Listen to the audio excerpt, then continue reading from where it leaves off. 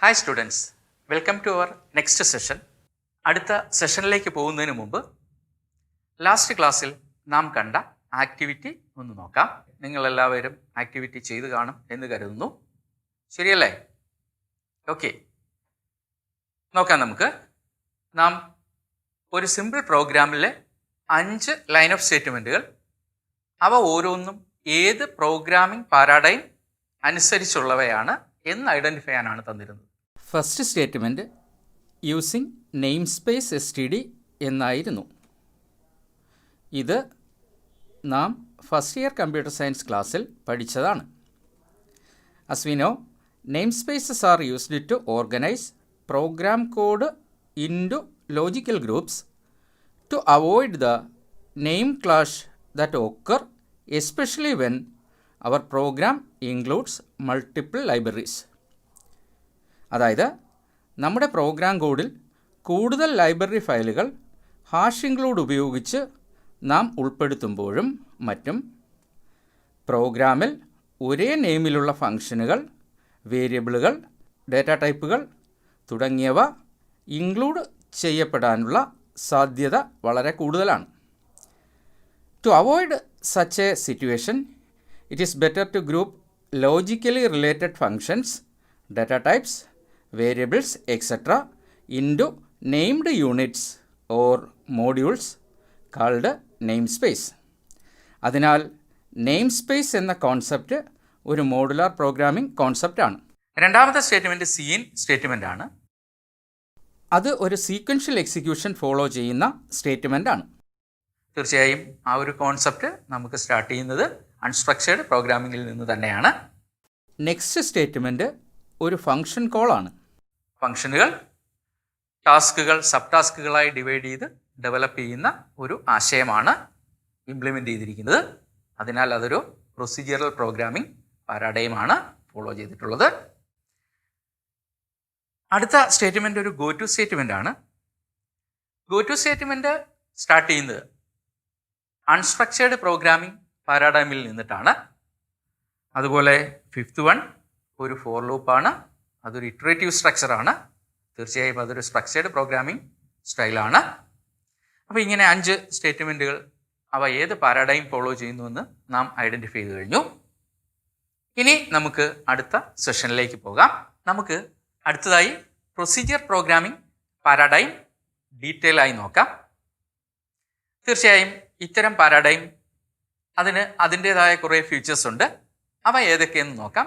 തുടർന്ന് അതിൻ്റെ ലിമിറ്റേഷൻസ് നമുക്ക് മനസ്സിലാക്കാം. പ്രൊസീജിയർ പ്രോഗ്രാമിംഗ് പാരാഡൈം മുൻപുണ്ടായിരുന്ന സ്റ്റൈൽ വേ ഓഫ് റൈറ്റിങ്ങിൻ്റെ അപ്ഡേഷനാണ്. അപ്പോൾ അതിൽ ആദ്യകാലത്തുണ്ടായിരുന്ന സീക്വൻഷ്യൽ എക്സിക്യൂഷൻ ഫോളോ ചെയ്യുന്ന സ്റ്റേറ്റ്മെൻറ്റുകൾ ഉണ്ടാകും. അതുപോലെ സ്ട്രക്ചേർഡ് പ്രോഗ്രാമിംഗ് സ്റ്റൈലിലെ പ്രോഗ്രാമിംഗ് എലമെൻറ്റ്സ് ഉണ്ടാകും. ഇതെല്ലാം തന്നെ ഇത്തരം പ്രോഗ്രാമിംഗ് ലാംഗ്വേജുകളിൽ കാണാം. നമുക്കറിയാം, നാം ഇവയെല്ലാം യൂസ് ചെയ്തിട്ടുള്ളതാണ്. C++ൽ കൺട്രോൾ സ്ട്രക്ചേഴ്സ് നാം പഠിച്ചു കഴിഞ്ഞതാണ്. ഇനി ഇത്തരം ഭാഷകളിൽ ഒരേ ഒബ്ജക്റ്റുമായി ബന്ധപ്പെട്ട ഫംഗ്ഷനുകളും അവയ്ക്ക് ആവശ്യമായ ഡേറ്റയും ആ ഫംഗ്ഷനുകൾ ഉപയോഗിക്കുന്ന ഡേറ്റയും ഒരു നെയിംഡ് യൂണിറ്റിനുള്ളിലാക്കി മാറ്റാറുണ്ട്. ഈ നെയിംഡ് യൂണിറ്റിനെയാണ് നാം മോഡ്യൂൾ എന്ന് വിളിക്കുന്നത്. സി, പാസ്കൽ, ഫോർട്രാൻ, ബേസിക് തുടങ്ങിയ പ്രോഗ്രാമിംഗ് ലാംഗ്വേജുകൾ പ്രൊസീജിയറൽ പ്രോഗ്രാമിംഗ് പാരഡൈമാണ് ഫോളോ ചെയ്യുന്നതെന്ന് നമുക്കറിയാം. പ്രൊസീജിയറൽ പ്രോഗ്രാമിംഗ് ഭാഷകൾ പ്രധാനമായും ഉപയോഗിച്ചിരിക്കുന്നത് ടോപ്പ് ഡൗൺ അപ്രോച്ചാണ്. അതുകൊണ്ട് തന്നെ ഇത്തരം ഭാഷകളെ ടോപ്പ് ഡൗൺ ലാംഗ്വേജസ് എന്നും വിളിക്കാറുണ്ട്. ഇത്തരം ലാംഗ്വേജുകളുടെ മറ്റ് പ്രധാനപ്പെട്ട പ്രത്യേകതകൾ ഇവ പ്രധാനമായും ചെയ്യുന്ന വർക്കുകൾക്ക് പ്രാധാന്യം നൽകി പ്രോഗ്രാം ഡെവലപ്പ് ചെയ്യുന്ന ശൈലിയായിരിക്കും ഫോളോ ചെയ്യുന്നത്. നാം ഫസ്റ്റ് ഇയർ കമ്പ്യൂട്ടർ സയൻസ് ക്ലാസ്സിൽ പ്രിൻസിപ്പിൾസ് ഓഫ് പ്രോഗ്രാമിംഗ് എന്ന ചാപ്റ്റർ പഠിച്ചു കഴിഞ്ഞതാണ്. നമുക്ക് ആ ചാപ്റ്ററിൽ അൽഗോരിതം, അതുപോലെ ഫ്ലോ ചാർട്ട് ഇവ ഡെവലപ്പ് ചെയ്യാനായിട്ടുണ്ടായിരുന്നു. പ്രോഗ്രാമിൻ്റെ ലോജിക്ക് റെപ്രസെൻ്റ് ചെയ്യുന്നതിന് വേണ്ടി അൽഗോരിതം, ഫ്ലോ ചാർട്ട് എന്നിവ നാം ഉപയോഗിച്ചു. ഈ ഒരു കോൺസെപ്റ്റ് പ്രധാനമായും പ്രൊസീജിയറൽ പ്രോഗ്രാമിംഗ് പാരാഡൈം യൂസ് ചെയ്യുന്നവയാണ്. കൂടാതെ ഗ്ലോബൽ ഡേറ്റ, ഒന്നിലധികം ഫംഗ്ഷനുകൾ ഉപയോഗിക്കുന്ന ശൈലിയാണ് ഇത്തരം ലാംഗ്വേജസ് ഫോളോ ചെയ്യുന്നത്. ഇവിടെ ഒരു അപകടമുണ്ട്. ഗ്ലോബൽ ഡേറ്റ, ഒന്നിലധികം ഫംഗ്ഷനുകൾ ഉപയോഗിക്കുമ്പോൾ ഈ ഡേറ്റയുടെ സുരക്ഷിതത്വം ഒരു ഇഷ്യൂ ആണ്. ഇത്തരം ഫംഗ്ഷനുകൾ ഡേറ്റയെ മോഡിഫൈ ചെയ്യാനുള്ള സാധ്യത വളരെ കൂടുതലാണ്. നാം ഫംഗ്ഷനുകൾ എന്ന ചാപ്റ്ററിൽ call by value, call by reference ഈ രണ്ട് പാരാമീറ്റർ പാസിംഗ് ടെക്നിക്സ് കണ്ടു കഴിഞ്ഞതാണ്. ഇതിൽ കോൾ ബൈ റെഫറൻസ് മെത്തേഡ് പ്രധാനമായും ഫോർമൽ പാരാമീറ്ററിലെ ചേഞ്ച് ആക്ച്വൽ പാരാമീറ്ററിൽ റിഫ്ലക്റ്റ് ചെയ്യിക്കുന്നവയാണ്. ഈ സാധ്യത ഇത്തരം പ്രോഗ്രാമിംഗ് പാരാഡൈമിൽ ഉള്ളതിനാൽ ഡേറ്റയുടെ സുരക്ഷിതത്വം നമുക്ക് ഉറപ്പാക്കാൻ സാധിക്കില്ല. പ്രൊസീജിയറൽ പ്രോഗ്രാമിംഗ് ലാംഗ്വേജുകൾ മോഡുലാർ പ്രോഗ്രാമിംഗ് ഡിസൈൻ ഫോളോ ചെയ്യുന്നവയാണ്. ചിത്രത്തിലേക്ക് നോക്കിയാൽ പ്രൊസീജിയർ ഓറിയൻറ്റഡ് പ്രോഗ്രാമിംഗ് പാരാഡൈം എങ്ങനെയാണ് മോഡ്യൂളുകൾ കൺസ്ട്രക്റ്റ് ചെയ്യുന്നതെന്ന് മനസ്സിലാക്കാൻ സാധിക്കും. Now we can see what are the major limitations of this paradigm. പ്രധാനമായും നമുക്കറിയാം, പ്രോഗ്രാമിംഗ് ലാംഗ്വേജുകൾ കോംപ്ലക്സിറ്റി കുറയ്ക്കുക എന്ന ഇൻറ്റൻഷനിലാണ് പാരാഡൈം യൂസ് ചെയ്യുന്നത്. പ്രൊസീജിയറൽ പ്രോഗ്രാമിംഗ് ലാംഗ്വേജുകൾ യൂസ് ചെയ്ത് ഡെവലപ്പ് ചെയ്യുന്ന പ്രോഗ്രാമുകൾക്ക് ലെങ്ത് കൂടുന്നതിനനുസരിച്ച് കോംപ്ലക്സിറ്റി വർദ്ധിക്കുന്നതായി കാണാൻ സാധിക്കും. അതിന് പല റീസൺസ് ഉണ്ട്. നമുക്ക് 1 by 1 ആയി നോക്കാം. First one, data is under valued. Second, adding new data element may require modifications to all or many functions. Next one is creating new data types is difficult. ദൈനംദിന ജീവിതവുമായി ബന്ധപ്പെട്ട സാഹചര്യങ്ങളെ ആണ് നാം സോഫ്റ്റ്വെയർ പ്രോഗ്രാമുകളാക്കി മാറ്റുന്നത്. ഇത്തരം റിയൽ വേൾഡ് മോഡലിങ്ങിന് നമുക്ക് procedure oriented programming languages അധികം ഉപയോഗിക്കാൻ സാധിക്കില്ല. നമുക്കിവ ഓരോന്നും ഡീറ്റെയിൽ ആയി നോക്കാം. First one, data is under valued. ഡേറ്റയുടെ സെക്യൂരിറ്റി ഉറപ്പാക്കാൻ ഇത്തരം ലാംഗ്വേജുകൾ ശ്രമിക്കുന്നില്ല എന്നതാണ് ഇവയുടെ പ്രധാന പരിമിതി. എപ്പോഴും ചെയ്യുന്ന ജോബിന് അല്ലെങ്കിൽ വർക്കിനാണ് പ്രാധാന്യം, അതായത് അൽഗോരിതത്തിനാണ് പ്രാധാന്യം കൊടുത്ത് പ്രോഗ്രാമുകൾ ഇത്തരം ഭാഷകളിൽ രൂപപ്പെടുത്തുന്നത്. ഗ്ലോബൽ ഡേറ്റയാണ് പല ഫംഗ്ഷനുകളും ആക്സസ് ചെയ്യുന്നത് എന്നുള്ളതുകൊണ്ട് ഫംഗ്ഷനുകൾക്ക് ഡേറ്റ മോഡിഫൈ ചെയ്യാനുള്ള സാധ്യതയുണ്ട്. അത് ഡേറ്റയുടെ സുരക്ഷിതത്വം ഒരിക്കലും ഉറപ്പാക്കില്ല. പ്രൊസീജിയറൽ പ്രോഗ്രാമിംഗ് ലാംഗ്വേജുകൾ ഉപയോഗിച്ച് ഡെവലപ്പ് ചെയ്തിട്ടുള്ള സോഫ്റ്റ്വെയറുകളിൽ പുതിയ ഡേറ്റ ഐറ്റം ആഡ് ചെയ്യേണ്ടി വരുമ്പോൾ തീർച്ചയായും ഈ ഡേറ്റ ഉപയോഗിക്കുന്ന എല്ലാ ഫംഗ്ഷനുകളെയും കാര്യമായ ചേഞ്ചസ് വരുത്തേണ്ടതായി വരും. ഉദാഹരണമായി, ഹയർ സെക്കൻഡറിയിൽ ആദ്യകാലത്ത് നാം കുട്ടികളുടെ മാർക്ക് മാത്രമാണ് ഉപയോഗിച്ചിരുന്നത്. അവിടെ ഗ്രേഡ് നാം കൺസിഡർ ചെയ്തിരുന്നില്ല. എന്നാൽ തുടർന്ന് ഗ്രേഡ് കൂടി ഉൾപ്പെടുത്തേണ്ട സാഹചര്യം ഉണ്ടായപ്പോൾ അത്തരം സോഫ്റ്റ്വെയറുകളിൽ നമുക്ക് ഗ്രേഡിന് വേണ്ടി ഒരു പുതിയ ഡേറ്റ ഐറ്റം ആഡ് ചെയ്യേണ്ടതായി വരും.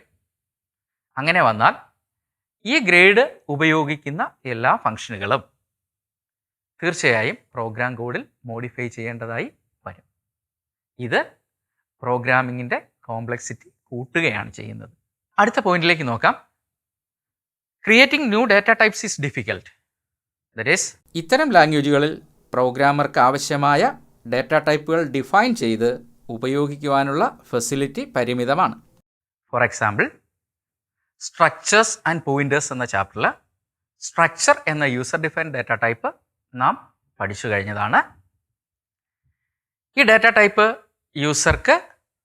യൂസറുടെ കൺവീനിയൻസ് അനുസരിച്ചുള്ള ഡാറ്റ ക്രിയേറ്റ് ചെയ്യുന്നതിന് വേണ്ടി സൗകര്യം ഒരുക്കുന്നു.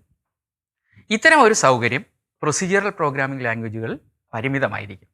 ഇത്തരം ഫെസിലിറ്റിയെ അല്ലെങ്കിൽ ഇത്തരം കഴിവിനെ നാം പറയുന്നത് എക്സ്റ്റെൻസിബിലിറ്റി എന്നാണ്. നാം കണ്ടു കഴിഞ്ഞ സ്ട്രക്ചർ പോലുള്ള ഡാറ്റ ടൈപ്പുകൾ എക്സ്റ്റെൻസിബിലിറ്റിക്ക് എക്സാമ്പിളാണ്. അവസാനമായി, ഇത്തരം ലാംഗ്വേജുകൾ ഉപയോഗിച്ച് റിയൽ വേൾഡ് സിറ്റുവേഷനുകളെ സോഫ്റ്റ്വെയർ പ്രോഗ്രാമുകളാക്കി മാറ്റാൻ പ്രയാസമാണ്. ഉദാഹരണമായി, സ്റ്റുഡൻറ്റ് എന്നൊരു എൻറ്റിറ്റി നമുക്ക് കൺസിഡർ ചെയ്യാം. ഇത്തരം ഒരു എൻറ്റിറ്റിയുമായി റിലേറ്റ് ചെയ്ത് കുറേ ക്യാരക്ടറിസ്റ്റിക്സ് നമുക്ക് പറയാനുണ്ടാകും. ഈ സ്വഭാവ സവിശേഷതകൾ സ്റ്റുഡൻറ്റ് എന്ന എൻറ്റിറ്റിയുടെ name, age, date of birth, address, course or batch തുടങ്ങിയവയാണ്. ഇവ കൂടാതെ സ്റ്റുഡൻസ് എക്സാം എഴുതും, റിസൾട്ട് പബ്ലിഷ് ചെയ്യും. ഇവയൊക്കെ ഇത്തരം എൻറ്റിറ്റിയുമായി റിലേറ്റ് ചെയ്തുള്ള ആക്ടിവിറ്റീസാണ്. അപ്പോൾ സ്വാഭാവികമായും ഇത് രണ്ടും, ഈ ക്യാരക്ടറിസ്റ്റിക്സും അതുപോലെ ആക്ടിവിറ്റീസും സ്റ്റുഡൻറ്റ് എന്ന എൻറ്റിറ്റിയുമായി റിലേറ്റ് ചെയ്ത് നിൽക്കുന്നവയാണ്. ഇവ രണ്ടും ഒരുമിച്ച് കൊണ്ടുവരിക പ്രൊസീജിയറൽ പ്രോഗ്രാമിംഗ് ലാംഗ്വേജുകൾ പ്രയാസമാണ്. Now we can discuss object oriented programming paradigm. Object oriented programming paradigm procedural programming ലാംഗ്വേജസിൽ ഉണ്ടായിരുന്ന പരിമിതികളെ പൂർണ്ണമായും ഒഴിവാക്കിയിട്ടുണ്ട്. ഇത്തരം ലാംഗ്വേജുകളുടെ ഏറ്റവും വലിയ അഡ്വാൻറ്റേജ് ഒരു എൻറ്റിറ്റിയുടെ ക്യാരക്ടറിസ്റ്റിക്സും അവയുമായി റിലേറ്റ് ചെയ്ത പ്രൊസീജിയറുകളും ഒരുമിച്ച് ഒരു യൂണിറ്റിനകത്താക്കാനുള്ള സൗകര്യമൊരുക്കുന്നു. ഇതിനായി C++ൽ നാം ക്ലാസ് എന്ന ഡാറ്റ ടൈപ്പ് യൂസ് ചെയ്യുന്നു. ഈ ക്ലാസ് ഉപയോഗിച്ചുകൊണ്ട് നമുക്ക് ഒബ്ജക്റ്റുകൾ ക്രിയേറ്റ് ചെയ്യാൻ സാധിക്കും. ഇവയുടെ അഡ്വാൻറ്റേജസ് എന്തൊക്കെയാണെന്ന് നോക്കാം. First one, object oriented programming languages provides a clear modular structure for programs. നാം കണ്ടു കഴിഞ്ഞതാണ് മോഡുലാർ പ്രോഗ്രാമിംഗ് അപ്രോച്ച്. പ്രോഗ്രാമുകളെ സബ് യൂണിറ്റുകളായി ഡെവലപ്പ് ചെയ്ത് സിമിലർ സബ് യൂണിറ്റുകളെ ഒരുമിച്ച് ഒരു മോഡ്യൂളിനുള്ളിലാക്കി നാം സൂക്ഷിച്ചു. ഇത്തരം മോഡുലാർ പ്രോഗ്രാമിംഗ് ഡിസൈൻ വളരെ ഈസിയായി ഒബ്ജക്റ്റ് ഓറിയൻറ്റഡ് പ്രോഗ്രാമിംഗ് ലാംഗ്വേജുകളിൽ ചെയ്യാൻ സാധിക്കും. It is good for defining abstract data types. പ്രോഗ്രാമിൽ റിയൽ വേൾഡ് എൻറ്റിറ്റീസിനെ റെപ്രസെൻറ്റ് ചെയ്യാനാണ് ഇത്തരം അബ്സ്ട്രാക്റ്റ് ഡാറ്റ ടൈപ്പുകൾ ഉപയോഗിക്കുന്നത്. നാം നേരത്തെ പറഞ്ഞതുപോലെ സ്റ്റുഡൻറ്റ് എന്ന എൻറ്റിറ്റിക്ക് ക്യാരക്ടറിസ്റ്റിക്സ് ആയ name, age, date of birth, അതുപോലെ അഡ്രസ് ഇവയൊക്കെ ഉണ്ടാകും. സ്റ്റുഡൻറ്റുമായി റിലേറ്റ് ചെയ്തിട്ടുള്ള ആക്ടിവിറ്റീസ്, അവർ എക്സാം എഴുതും, റിസൾട്ട് വരും, സ്പോർട്സിൽ പങ്കെടുക്കും, അതുപോലെ ആർട്സ് ഫെസ്റ്റിൽ പങ്കെടുക്കും. ഇവയൊക്കെ സ്റ്റുഡൻസുമായി റിലേറ്റ് ചെയ്തിട്ടുള്ള ആക്ടിവിറ്റീസാണ്. ഇവ രണ്ടും നമുക്ക് ഒരുമിച്ച് ചേർക്കാൻ ഒബ്ജക്റ്റ് ഓറിയൻറ്റഡ് പ്രോഗ്രാമിംഗ് ലാംഗ്വേജസിൽ സാധിക്കും. മറ്റൊരു advantage, implementation details R hidden from other modules and have A clearly defined interface. സ്ക്രീനിലേക്ക് നോക്കൂ. ഇവിടെ ചിത്രത്തിൽ പ്രിൻ്റർ, സ്കാനർ, പെൻഡ്രൈവ് എന്നീ പെരിഫറൽ ഡിവൈസുകൾ USB പോർട്ട് യൂസ് ചെയ്ത് കമ്പ്യൂട്ടറുമായി ഇൻ്റർഫേസ് എസ്റ്റാബ്ലിഷ് ചെയ്തിരിക്കുന്നു. ഈ ഇൻ്റർഫേസ് മാത്രമാണ് നമുക്ക് വിസിബിൾ ആകുന്നത്. എന്നാൽ ഈ പെരിഫറൽ ഡിവൈസുകളുടെ ഇൻറ്റേർണൽ ഡീറ്റെയിൽസ് അഥവാ അവ എങ്ങനെ കമ്മ്യൂണിക്കേഷൻ പോസിബിൾ ആക്കുന്നു എന്നത് ഹൈഡ് ചെയ്യപ്പെട്ടിരിക്കുന്നു. ഈ രീതിയിൽ മോഡ്യൂളുകളുടെ ഇംപ്ലിമെൻറ്റേഷൻ ഡീറ്റെയിൽസ് ഹൈഡ് ചെയ്തുകൊണ്ട് ഇൻ്റർഫേസ് മാത്രം വിസിബിൾ ആക്കി ഡേറ്റയുടെയും ഫംഗ്ഷനുകളുടെയും സെക്യൂരിറ്റി ഒബ്ജക്റ്റ് ഓറിയൻറ്റഡ് പ്രോഗ്രാമിംഗ് ലാംഗ്വേജുകൾ ഉറപ്പാക്കുന്നു. അതായത് ഓരോ എൻറ്റിറ്റിയുമായി റിലേറ്റ് ചെയ്തിട്ടുള്ള ഡേറ്റയും ഫംഗ്ഷനുകളും ഒരു മോഡ്യൂളിലാക്കുന്നത് കൊണ്ട് മറ്റ് മോഡ്യൂളുകൾക്ക് ഇത്തരം ഡേറ്റയോ ഫംഗ്ഷനുകളോ അൺഅതറൈസ്ഡ് ആയിട്ട് ആക്സസ് ചെയ്യാനുള്ള ഫെസിലിറ്റി ഉണ്ടാകില്ല. ഇത് ഡേറ്റ സെക്യൂരിറ്റി ഉറപ്പാക്കുന്നു. മറ്റൊന്ന്, it is easy to maintain and modify the existing codes as new objects can be created without disturbing the existing ones. അതായത് കോഡ് റീയൂസബിലിറ്റി എന്ന ഒരാശയം ഇംപ്ലിമെൻ്റ് ചെയ്യപ്പെട്ടിരിക്കുന്നു ഒബ്ജക്റ്റ് ഓറിയൻറ്റഡ് പ്രോഗ്രാമിംഗ് ലാംഗ്വേജസ്. ഒരിക്കൽ ഒരു സോഫ്റ്റ്വെയറിന് വേണ്ടി ഡെവലപ്പ് ചെയ്ത പ്രോഗ്രാം കോഡ് തന്നെ സമാനമായ മറ്റേതെങ്കിലും ഒരു സോഫ്റ്റ്വെയറിൽ നമുക്ക് റീയൂസ് ചെയ്യാനായിട്ട് സാധിക്കും. അങ്ങനെയുള്ള സാഹചര്യങ്ങൾ പലപ്പോഴും ഉണ്ടാകും. നമുക്കറിയാം, higher secondary admission process single window admission പ്രോസസ്സായാണ് നടക്കുന്നത്. നിങ്ങൾ ഓരോരുത്തരും ആ പ്രോസസ്സിലൂടെ കടന്നു വന്നതുമാണ്. ഇത്തരം ഒരു പ്രോസസ്സിന് വേണ്ടി നാം രൂപപ്പെടുത്തിയ സോഫ്റ്റ്വെയർ തീർച്ചയായും കോളേജ് സ്റ്റുഡൻസിൻ്റെ അഡ്മിഷന് വേണ്ടിയും പലപ്പോഴും ഉപയോഗിക്കാൻ സാധിക്കും, ചെറിയ മോഡിഫിക്കേഷനോടുകൂടി. സിംഗിൾ വിൻഡോ അഡ്മിഷൻ ഹയർ സെക്കൻഡറിക്കായി നിർമ്മിച്ച സോഫ്റ്റ്വെയർ പല മോഡ്യൂളുകളും നമുക്ക് കോളേജ് സ്റ്റുഡൻസിൻ്റെ അഡ്മിഷന് വേണ്ടി റീയൂസ് ചെയ്യാനായി സാധിക്കും. ഇതാണ് കോഡ് റീയൂസബിലിറ്റി കൊണ്ട് ഉദ്ദേശിക്കുന്നത്. എനിവേ, അടുത്ത പോയിന്റിലേക്ക് നോക്കാം. It can be used to implement real life scenario. As we discussed earlier, abstract data types are used to represent real-world entities or objects. Therefore, languages such as C++ that support these data types are very useful to implement real-life scenario. For example, consider a bank account. ഇവിടെ account number, name of account holder, type of account, balance amount ഇവയൊക്കെ നമുക്ക് സോഫ്റ്റ്വെയറിൽ save ചെയ്യേണ്ടതായിട്ട് വരും. അതോടൊപ്പം തന്നെ ആക്ടിവിറ്റീസായ transactions, cash withdraw ചെയ്യുന്നു, deposit ചെയ്യുന്നു, ചെക്ക് യൂസ് ചെയ്തുള്ള ട്രാൻസാക്ഷൻസ്, ഇവയൊക്കെ നമുക്ക് ചെയ്യേണ്ടതായിട്ട് വരും. ഇത്തരം ക്യാരക്ടറിസ്റ്റിക്സിനെ സൂചിപ്പിക്കുന്ന ഡാറ്റയും അതുപോലെ ആക്ടിവിറ്റീസുമായി ബന്ധപ്പെട്ട പ്രോഗ്രാം കോഡ് അല്ലെങ്കിൽ ഫംഗ്ഷനുകളും ഒരുമിച്ച് ഒരു യൂണിറ്റിനുള്ളിൽ കൊണ്ടുവരാൻ C++ പോലുള്ള ഒബ്ജക്റ്റ് ഓറിയൻറ്റഡ് പ്രോഗ്രാമിംഗ് ലാംഗ്വേജുകളിൽ സാധിക്കും. Finally, it can define new data types as well as new operations for operators. അതായത് C++ പോലുള്ള ലാംഗ്വേജുകളിൽ യൂസർ ഡിഫൈൻഡ് ഡാറ്റ ടൈപ്പുകൾ ക്രിയേറ്റ് ചെയ്യാനും അവ മോഡിഫൈ ചെയ്ത് പുതിയ ഡാറ്റ ടൈപ്പുകൾ വീണ്ടും നിർമ്മിക്കുവാനും സാധിക്കുന്നു.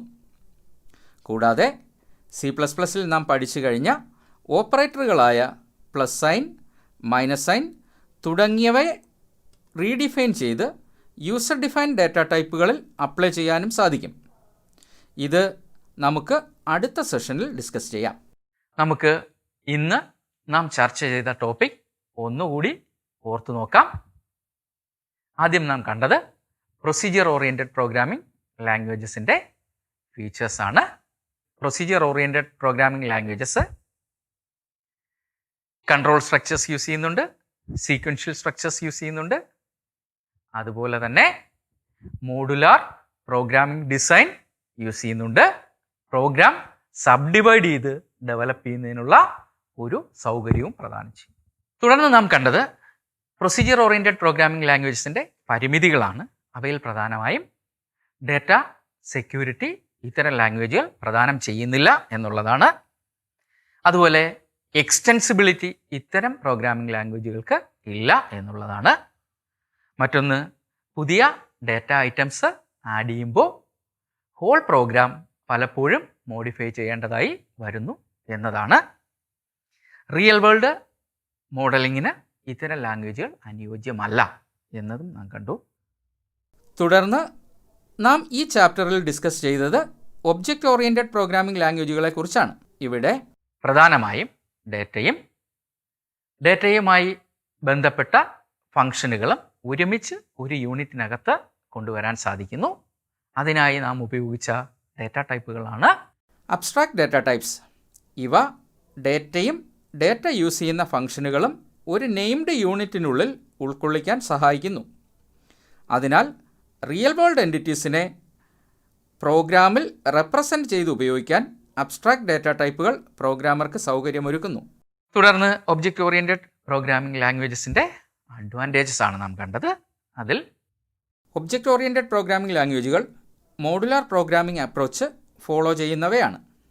റീയൂസബിൾ പ്രോഗ്രാം മോഡ്യൂളുകൾ കമ്പൈൻ ചെയ്ത് സോഫ്റ്റ്വെയറുകൾ ഡെവലപ്പ് ചെയ്യാൻ സഹായിക്കുന്ന ബോട്ടം അപ്പ് അപ്രോച്ചാണ് ഒബ്ജക്റ്റ് ഓറിയൻറ്റഡ് പ്രോഗ്രാമിംഗ് ലാംഗ്വേജുകൾക്കുള്ളത്.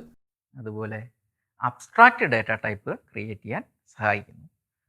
ഒബ്ജക്റ്റുകളുമായി റിലേറ്റ് ചെയ്ത ഫംഗ്ഷനുകളും അവയുടെ ക്യാരക്ടറിസ്റ്റിക്സും ഒരുമിച്ച് ഒരു യൂണിറ്റിൻ്റെ ഉള്ളിലാക്കുന്നതിനെയാണ് നാം അബ്സ്ട്രാക്റ്റ് ഡാറ്റ ടൈപ്പ് എന്ന് വിളിക്കുന്നത്. നെക്സ്റ്റ്, ഒബ്ജക്റ്റ് ഓറിയൻറ്റഡ് പ്രോഗ്രാമിംഗ് ലാംഗ്വേജുകൾ ഡാറ്റയുടെയും ഫംഗ്ഷനുകളുടെയും ഓതറൈസേഷൻ കൂടാതെയുള്ള ആക്സസ് അലോ ചെയ്യുന്നില്ല എന്നതാണ്. ഡാറ്റ അനാവശ്യമായി ആക്സസ് ചെയ്യുന്നത് ഒഴിവാക്കപ്പെട്ടിട്ടുണ്ട്. മറ്റൊരു advantage existing program code modify ചെയ്ത് പുതിയ പുതിയ ഒബ്ജക്റ്റുകൾ ക്രിയേറ്റ് ചെയ്യാൻ സാധിക്കുന്നു എന്നതാണ്. ഇതും നാം അടുത്ത സെഷനിൽ ഡീറ്റെയിൽ ചെയ്യുന്നതാണ്. മറ്റൊന്ന്, റിയൽ ലൈഫ് സിനാരിയോ മോഡൽ ചെയ്യുന്നതിന് ഇത്തരം പ്രോഗ്രാമിംഗ് ലാംഗ്വേജുകൾ വളരെ സൗകര്യപ്രദമാണ്. ഫൈനലി, പുതിയ ഡാറ്റ ടൈപ്പുകൾ ഡിഫൈൻ ചെയ്ത് ഉപയോഗിക്കുവാനും എക്സിസ്റ്റിംഗ് ഓപ്പറേറ്ററുകൾ യൂസ് ചെയ്ത് പുതിയ ഓപ്പറേഷനുകൾ ഡിഫൈൻ ചെയ്യുവാനും സാധിക്കുന്നു എന്നതാണ്. നമുക്ക് ഇനി ഒരു ആക്ടിവിറ്റിയിലേക്ക് പോകാം. ഈ ആക്ടിവിറ്റി നിങ്ങൾ ഓരോരുത്തരും തനിച്ച് ചെയ്യേണ്ടതാണ്. സാധിക്കുന്നില്ല എങ്കിൽ നിങ്ങളുടെ അധ്യാപകരുമായി ചർച്ച ചെയ്ത് ആൻസർ കണ്ടെത്താൻ ശ്രമിക്കുക. അടുത്ത ക്ലാസ്സിൽ നമുക്ക് അവ ഡിസ്കസ് ചെയ്യാം. സ്ക്രീനിലേക്ക് നോക്കൂ. ഇവിടെ 5 ക്വസ്റ്റ്യനുകളാണ് രണ്ടാമത്തെ ആക്ടിവിറ്റിയായി നിങ്ങൾക്ക് തന്നിട്ടുള്ളത്. ഇതിൽ first question, explain the extensibility of C++ language with 1 example.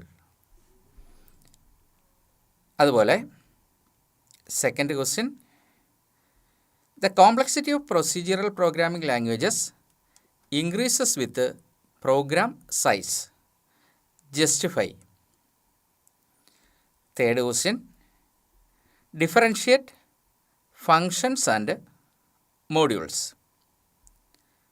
Next, differentiate interface and implementation. Fifth question, അത് true or false question ആണ്. 6 സ്റ്റേറ്റ്മെൻറ്റുകളാണ് നിങ്ങൾക്ക് തന്നിട്ടുള്ളത്.